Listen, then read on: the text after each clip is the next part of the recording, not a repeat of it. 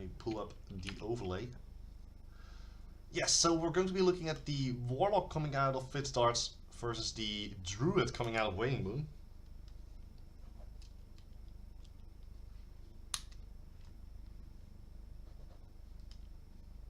And that means that if Fizdarth wins this one, he's going to only have his Hunter remaining, and if WaningMoon wins this one, he's only going to have his Mage remaining. Initial hand for WaningMoon, very good actually, can drop a turn 1 Sludge Belcher if he wants to, and to be honest, that's not really that bad. Might be a little bit of a waste of coins and innervates, but it can work, it's not that bad. Fizdarth now just going to be life tapping away, which is all the more reason why it's not all that bad. And another innervate, so that could also just be a double innervate into Sylvanas Windrunner, and that's not bad. That's not bad at all. But he decides to save his double innervate for the Sludge Belcher, correction for later, and just dropping the Sludge Belcher. And that's, I guess, a little bit of an interesting choice here, but I guess it can work. It can work. So for now, WaningMoon is just going to be attacking this zombie chow, getting himself back up to full health, and attacking Fizdarth with his basic attack, I imagine. It actually didn't attack with that one. I'm a little bit curious on how that one played out, but alright. In the meantime though, is Fizdarth, who drops a Piloted Shredder, looking to just continue life tapping as soon as he has the possibility once again. For WaningMoon though, well, he has Wrath available, but also Descendant Shieldmaster, which is not all that bad. Let's see, does he want to be drawing a card or just blowing up the Shredder? Yeah, just going to blow that one up, and taking out his next minion with just a basic attack, and then suddenly shapeshift to the face, bringing Fizdarth down to a nice 25.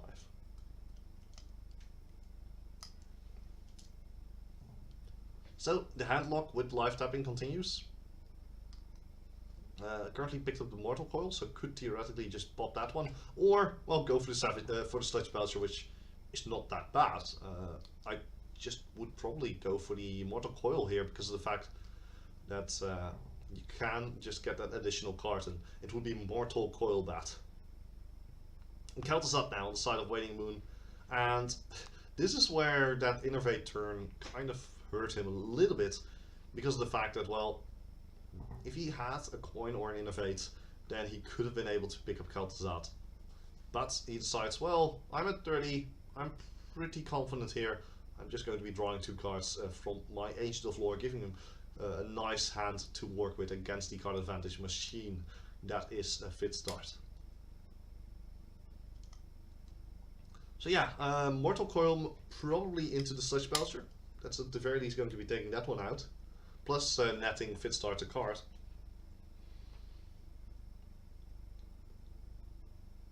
But what after that? Of course, he has the Harrison Jones. He can make some plays happen.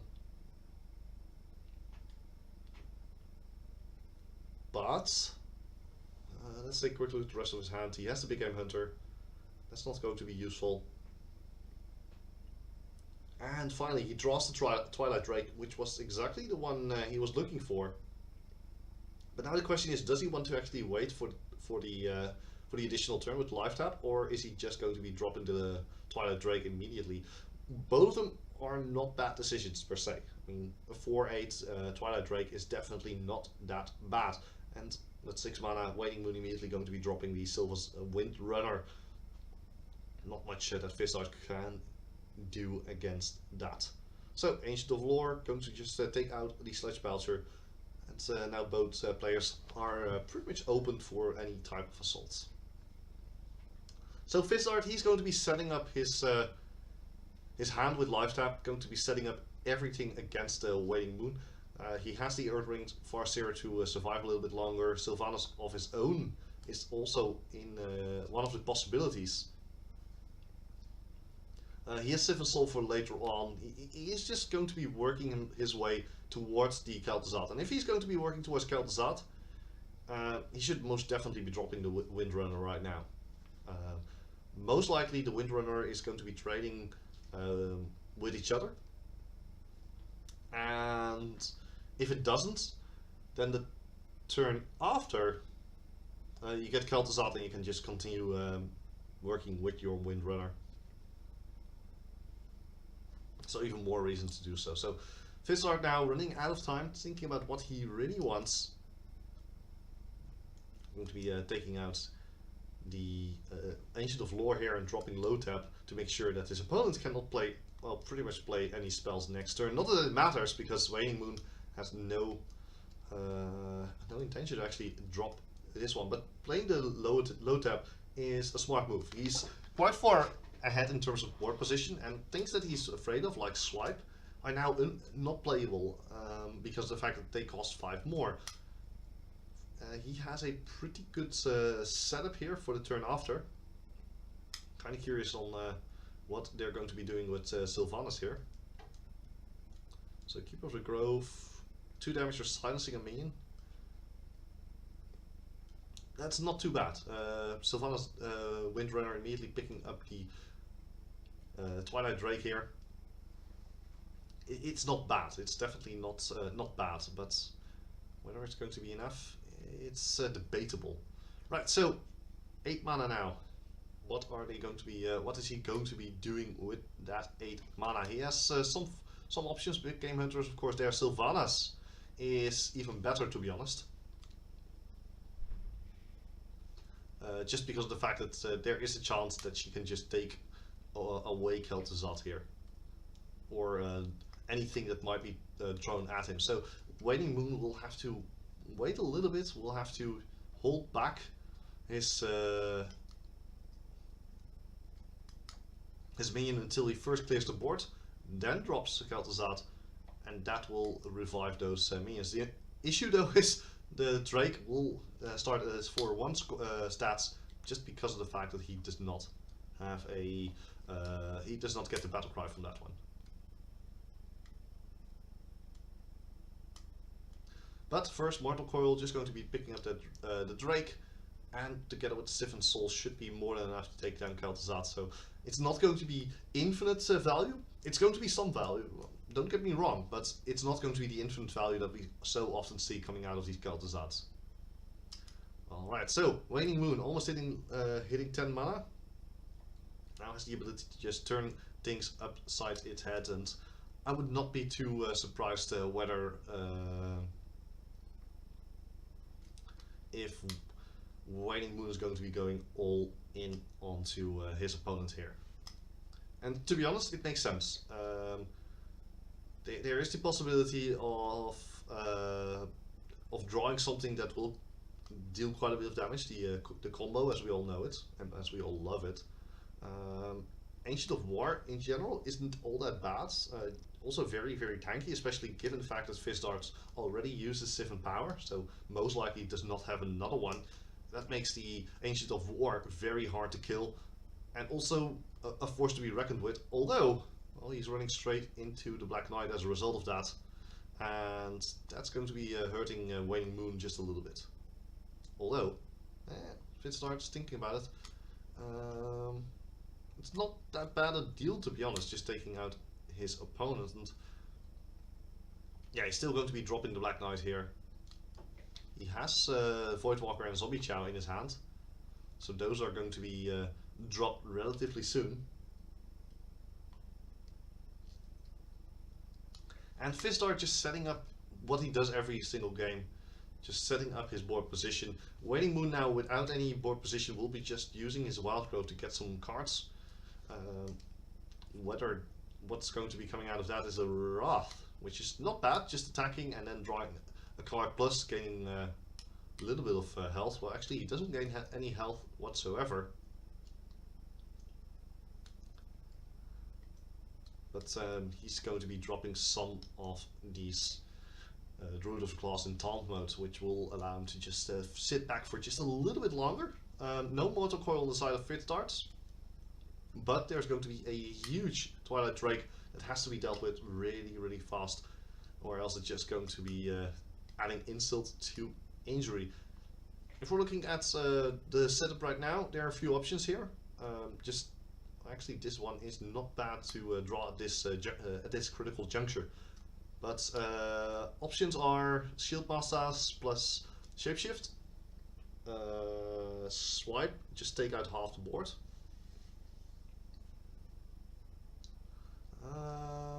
Which would be attack the Sludge Belcher, attack the Slime, and then attack the Black Knight.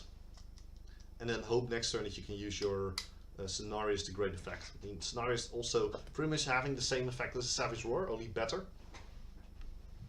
A little bit curious what these two are going to be doing with their newfound powers. So Fizdarth, well, he has a full hand. Good chance, of course, is also that he can use the Kel'Thuzad and make use of its abilities. But the issue with doing that right now, well, the Twilight Drake isn't going to be dying, so you won't be getting any value out of it.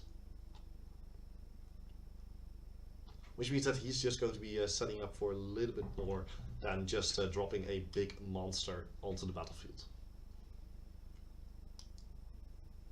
And yeah, Forefather, you missed Fatigue Mage. It was already played last match. Harrison Jones now also coming into the battle. And WaningMoon needs to make a few things happen, but one of them would most likely be just getting could be Sludge Belcher plus Druid of Claw in Taunt mode. It's not that bad, to be honest. And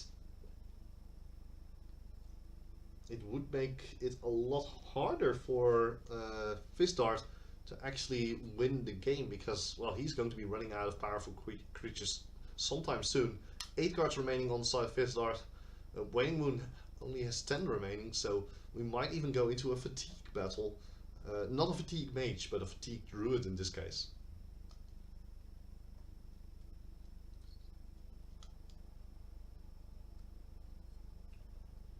Scenario is coming out. Is he going to be bumping his creatures? Yes, he is. So making his creatures a little bit stronger. This might be the perfect moment actually for Kel'Thuzad to enter the battlefield. If it's only just because of the fact that the Piloted Shredder might give Fizdarth a very good chance. So Kel'Thuzad coming into play, the Voidwalker as well, so Kel'Thuzad can't be killed all that easily, and that means that the Piloted Shredder is going to be coming back, and it's at the end of each turn if I'm not mistaken. So how is WaningMoon going to be dealing with this? He can kill the Voidwalker. That's not an issue. That's perfectly fine. But the issue it's going to be coming back right after. So maybe drop the Sludge Belcher and the Sentient Shield Master, just to plus the Zombie Chow just to defend himself for now.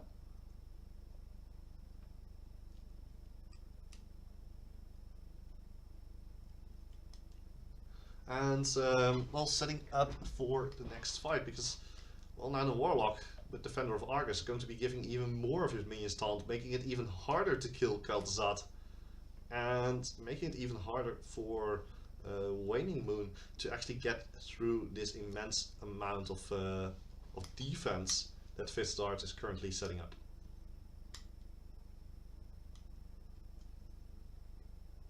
And yeah, I would say that unless WaningMoon has something special in mind, he's not going to be getting a kill to Kel'Thuzad. And Kel'Thuzad against the Druid deck that does not have all that much in the form of direct removal. Well, they have maybe naturalized, but that's not really the one they want. And actually, this is not so good for WaningMoon as to a random enemy. Is that correct? Yes, it's a random enemy, Shadowboxer. As such, Zombie Chow will actually heal Fizdarth here. So the secret coming into play, there's no secrets. Which means that the Defender of Argus is going to be returning those two back to full power. Kel'Thuzad bringing back everybody, including the taunt guys, and that means that things are not looking all too well for WaningMoon, who now has to deal with a full board of minions that keep coming back. You can't kill them. It's like they're zombies, not Zombie Chow, but just zombies in general. You can keep killing them, but they keep coming back.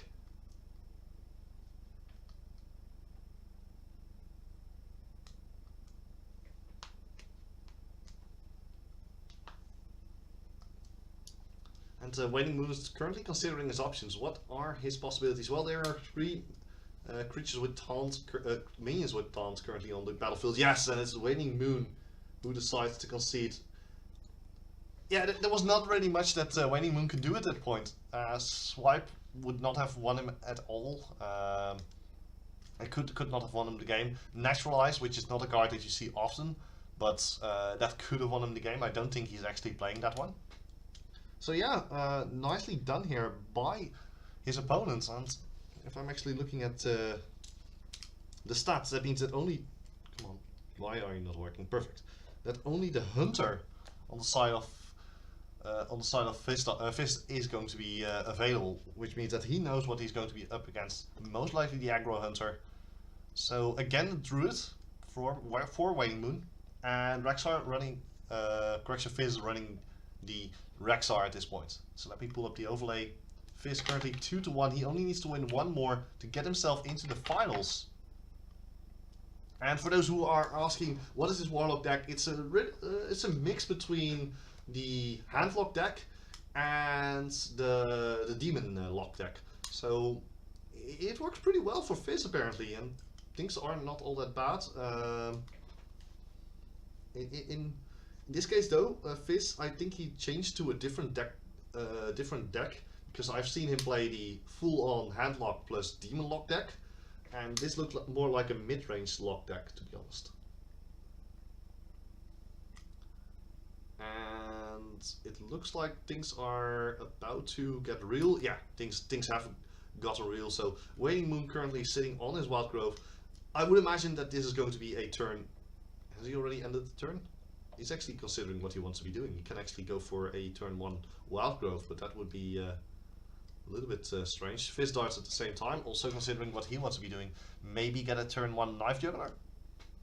That's not bad. Knife Juggler into Haunted Creeper and just dealing damage to the Druid is also not bad. So Wild Grove going over to WaningMoon, that's going to enable a turn 3 Sylvanas Windrunner. And that's also pretty damn good, if I say so myself. 5/5 on turn 3, plus having the fact that you're going to be following it up with the Druid of the Claw. Things are not looking too good for Fizz here. WaningMoon's like, I have Sylvanas, I'm very, very happy with that outcome. So Fizdarth now, what does he have in hand? He has a kill command, so theoretically what he could do is attack Sylvanas and take her out with the kill command. That's what Fizz can do. But will he already use his kill command this early in the game? Or will he just save it up for a little bit of late game damage? Let's see. On the other hand, WaningMoon doesn't really have anything special in his hand. He just has his standard lineup. So what will Fizdarth do in this case? Well, Fizdarth has a beautiful curve, to be honest, if you ask me. 2, 3, 4, 5, 6, 7, and all of them are minions, so you can just keep piling on the pressure.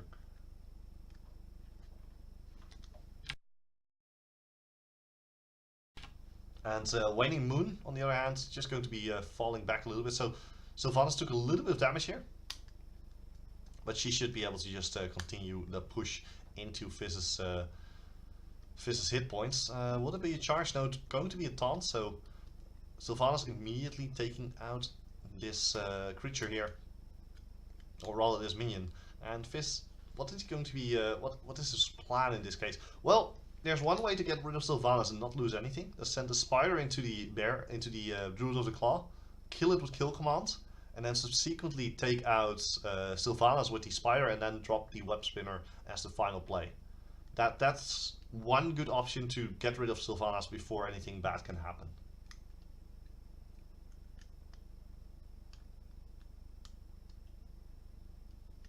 So, well, you can also just change the line of the. You don't want to be doing that though. That is the one thing you shouldn't be doing, because that gives the web spinner over to WaningMoon.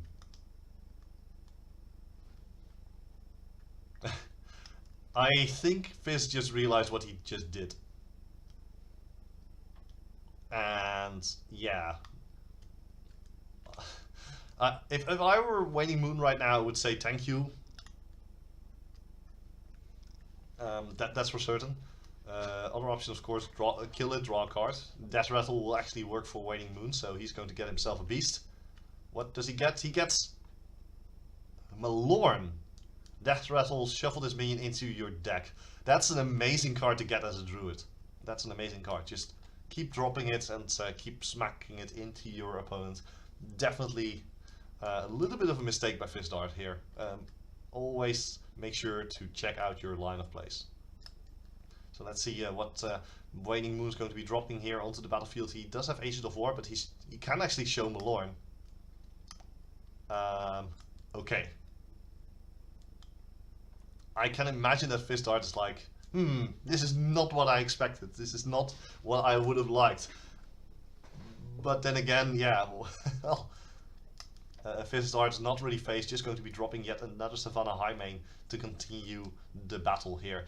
And, well, to make matters worse for WaningMoon, for Fizdarth, WaningMoon now is just going to be dropping all of his taunt guys, just going to shore up his defenses, just to get ready for the final push. Fizdarth at this point is in a very bad situation, and yeah, what is he going to be doing against WaningMoon at this point? Well, he can drop the Knife Juggler. That's one. Then drop a Sludge Belcher next to it, and then see what. See if the Knife Juggler actually hits the Malorn. That would be nice. It actually does, so it's going to be shuffled right back into WaningMoon's deck. Then you get two Hyenas, which are both going to be triggering the Knife Juggler, which is actually attacking the Ancient of War. So that was pretty good, to be honest. All the RNG went really in favor of Fizdarth, and that made, well, WaningMoon a little bit unhappy. But WaningMoon, he has Scenarios ready. So if you want to be dropping that one, it's not all that bad. Other option, of course, dropping the second Ancient of War and just saying, okay, good luck, deal with it. Getting some armor in as well. A lot of options here, but Scenarios is probably the safest one, gives the most amount of creatures on the board. Let's see what Fizdarth has to say about this. And to be honest, what I can see coming out of Fizdarth here is attack with the Sludge Belcher on one of the Treants, attack with one of the Hyenas on the Treants, and then pop Dr. Boom. See how that plays out. So that's most likely the line of play that I would be thinking of when playing as Fizdarth. And it is the most amount of mana he can spend in one turn, so it's usually pretty decent. See where Scenarios is going with those boom bots. So Dr. Boom coming onto the battlefield together with his boom bots. That's one to the face, another to Scenarios, actually two to Scenarios, and then the rest straight into Fizdarth's face.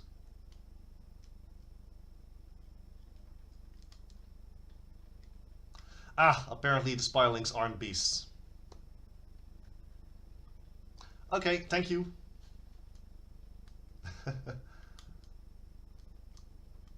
I made a mistake earlier on, so yes, that was the issue, of course.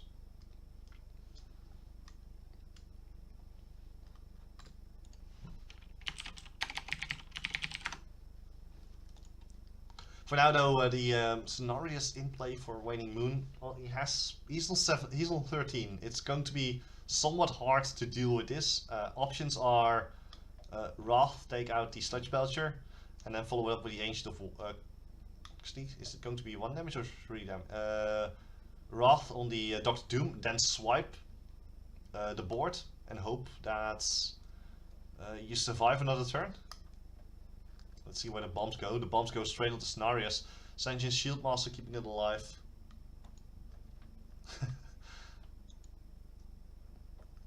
And apparently, yes, I made a slight error. But in any case, Fizdarth, he's in a really good spot here. His opponent does not really have all that much remaining. Now he does have a beast. Does he have a beast? Yes, he has the Hyenas, which are beasts. That's going to be the end of that Sanjin's Shieldmaster.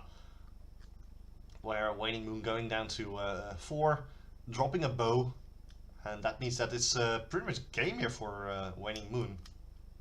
It's a little bit unfortunate that things turned out for him, but very fortunate for Fizz, as he will be advancing to the grand finals of this Sea Legends number 7 for Hearthstone. And let me actually pull this one up. There we go. Now we actually have the overlay. So we're going into the grand finals. It's going to be Fizz against Azure Sky, and we'll be right back with more Hearthstone action. So stay tuned and enjoy.